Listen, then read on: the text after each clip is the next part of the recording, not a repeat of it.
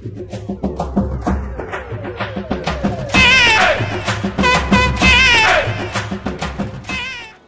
friends, welcome to Diya's Best.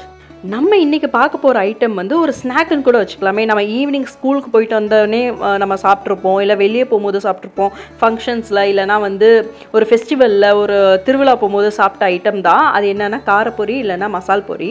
So இந்த item பண்ணுறதுக்கு நம்மளுக்கு வந்து தேங்காய் எண்ணெய் ரொம்ப முக்கியம்.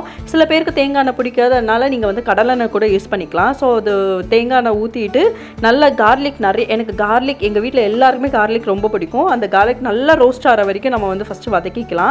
அப்புறம் தேவைக்கேற்ப சில்லி இல்லைனா சில்லி பவுடர் ரெண்டுமே யூஸ் பண்ணிக்கலாம். நான் வந்து ரெட் சில்லி யூஸ் பண்ணியிருக்கேன். அதுக்கப்புறம் வந்து நிறைய கருவேப்பிலை போட்டால் அந்த கிறிஸ்பினஸ் வர வரைக்கும் நம்ம வந்து ரோஸ்ட் பண்ணால் செம்மையாக இருக்கும்.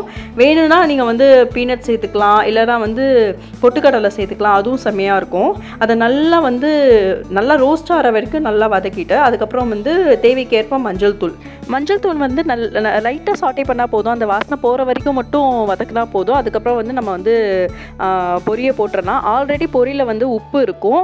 ஸோ நம்மளுக்கு எக்ஸ்ட்ராவாக உப்பு சேர்க்கணும்னு அவசியம் இல்லை. பட் லைட்டாக சேர்த்துக்கணும் அப்படின்னு நினச்சா நான் லைட்டாக சேர்த்துக்கலாம். இந்த காரப்பொரி வந்து நம்ம வந்து ஒரு ஏர்டைட் கண்டெய்னரில் நம்ம ஃப்ரிட்ஜில் கூட ஸ்டோர் பண்ணி வச்சுக்கலாம். இது நியர்லி ஒரு 1 வீக்கு மேலேயே இது இருக்கும்.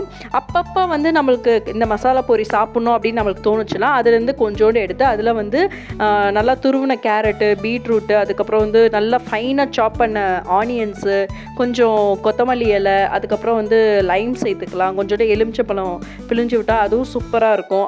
கூட மாங்காய் சேர்த்துக்கலாம். ஸோ இதெல்லாமே வந்து நம்மளுக்கு ஏற்றபடி நம்ம வந்து மாடிஃபை பண்ணிக்கலாம் இந்த டேஸ்ட் எல்லாமே. பட்டு அந்த மசாலா பொரி சாப்பிடும்போது செம்ம டேஸ்ட்டாக இருக்கும். அதுவும் நம்ம வீட்டிலேயே செஞ்சு சாப்பிடும்போது அஃப்கோர்ஸ் அது ஹெல்த்தியாக தான் இருக்கும். இன்னொரு விஷயம் என்னென்னா, நம்ம வந்து இந்த பிஸ்கெட்ஸ் ஐட்டம்ஸு, அதுக்கப்புறம் சாக்லேட்ஸு இந்த மாதிரி கடையில் வாங்கி கொடுக்குறதுக்கு பதிலாக வீட்டிலேயே இந்த மாதிரி பண்ணி கொடுத்தா பசங்களுக்கும் ஹெல்த்தியாக இருக்கும். இன்னொன்று 5 to 7 minutes தான் மேக்ஸிமம் ஆகும் இதை பண்ணுறதுக்கு.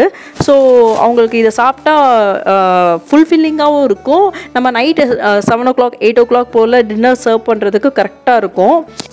தியாவுக்கு வந்து மசால் பொரினா ரொம்ப பிடிக்கும்.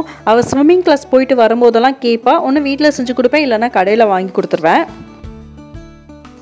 இந்த காரப்பொரியை பார்க்கும்போது கண்டிப்பாக என்னோடய சைல்ட் மெமரிஸ் வந்து எனக்கு ஞாபகம் வருது. உங்களுக்கும் அப்படி வந்துச்சுன்னா கமெண்ட் செக்ஷனில் மறக்காமல் ஷேர் பண்ணிக்கோங்க. இந்த வீடியோ உங்களுக்கு பிடிச்சிருந்தா லைக் பண்ணுங்கள், ஷேர் பண்ணுங்கள், மறக்காமல் சப்ஸ்கிரைப் பண்ணுங்கள். அப்போ தான் நான் போடுற வீடியோஸ் உங்களுக்கு நோட்டிஃபிகேஷனில் வரும். தேங்க்யூ.